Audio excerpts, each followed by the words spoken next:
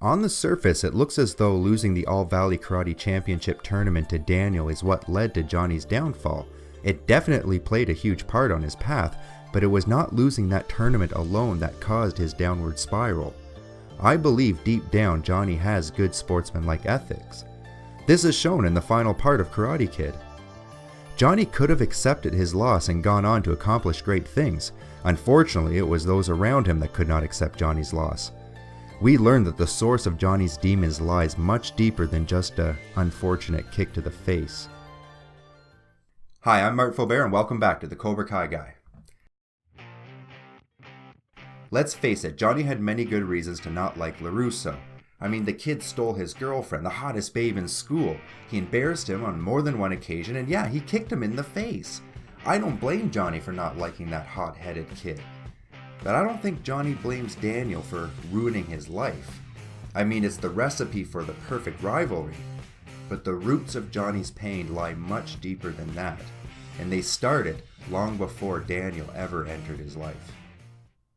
In this scene, we're introduced to Johnny's stepfather, Sid, played by actor Edward Asner, who by the way has a ton of TV and film credits to his name. Now, it doesn't exactly take a film analyst to read the exposition here. Clearly, Johnny never knew his real dad, and his stepfather has been fulfilling the minimum requirements for that position out of some sort of sense of obligation to Johnny's late mother. It seems that Johnny's mother married into money, and Sid has been throwing money at Johnny over the years to help extinguish the proverbial fires of his life. Sid is insulting and condescending. He's a bully. Later in this episode, we are treated to another flashback where we see the other most influential male role model Johnny had growing up, Sensei Kreese, played by Martin Kove. Good name. As many of you know, this scene that takes place in the parking lot at the All-Valley tournament was written for the first film. But at the time, the makers of the film decided, and I agree, that ending with the conclusion of the karate match and Miyagi's charming smile was the right choice. Instead, we saw this moment at the beginning of Karate Kid Part 2, William Zabka's only appearance in the films beyond the first one. However unlikely, but had Sensei Kreese just said to his students, "Good job," or "You did your best," or "We'll get him next time," things would have been very different for Johnny. Even if Sid, his hateful stepdad, had gone up to him after the tournament and just said, "You did good, son," things could have been better for Johnny. But instead, the man that he sought out as a role model, and probably the only adult male he really knew at the time and had respect for, turns on him. I can only imagine what sort of trauma that could have had on a young teen. Kreese himself is an extremely troubled man, something I intend on doing a video exclusively on in the future. The first film shows us very little of Kreese, but enough to give us a good idea of what type of person he is. The first time we see Kove on screen as Kreese is in an army photograph on the wall of his dojo. He fought in Vietnam, and like many others, that experience had a tremendous effect on his psyche. This was of course at a time when emotional trauma, an extremely serious condition, often went untreated or poorly treated at best. The first film could have easily expanded on this topic, but unlike a series, it is of course limited to a running time. You can see the looks in the teens' eyes during the final match in The Karate Kid. They are losing respect and trust for Kreese already. Johnny still hates Daniel by the time of their match, but he also knows deep down, even after having the mantra "strike first, strike hard, show no mercy" burnt into his head, that sweeping the leg was wrong.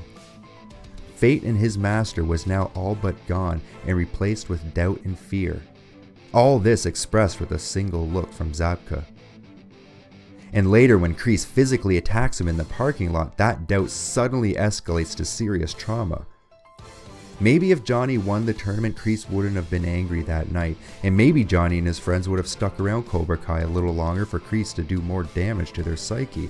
But Kreese was a loose cannon, and if not that night, it would have been another night or a different loss that throws him over the edge, exposing his true nature to his students. Johnny's lack of a positive father figure in his life is the driving force behind his troubles. Not losing a tournament, and certainly not LaRusso, although he can't stand him. Johnny's own demons and lack of any positive male role model in his life is what leads to his fear of being a father, and results in the poor upbringing of his own son, Robbie. Repeating a vicious cycle and leaving Robbie's life out of balance and in need for a positive role model. This episode masterfully illustrates to us why Johnny is the way that he is. Sure, losing the tournament to Daniel stung, but I believe he could have lived with that. It was losing his sensei, his role model, his core values that night that led to a man with so much potential inside of him to sit stagnant. And then one day it took a group of bullies to throw a dork on the hood of his car to release the power that's inside of him. And that's going to be the topic of our next video. Thanks again for joining me. It really does mean a lot. Please consider liking the video. If you haven't already, subscribe to the channel, comment below. Let me know if you agree or disagree. Let me know if you have any questions, or let me know what I can do better. And I'll see you next time on the Cobra Kai Guy.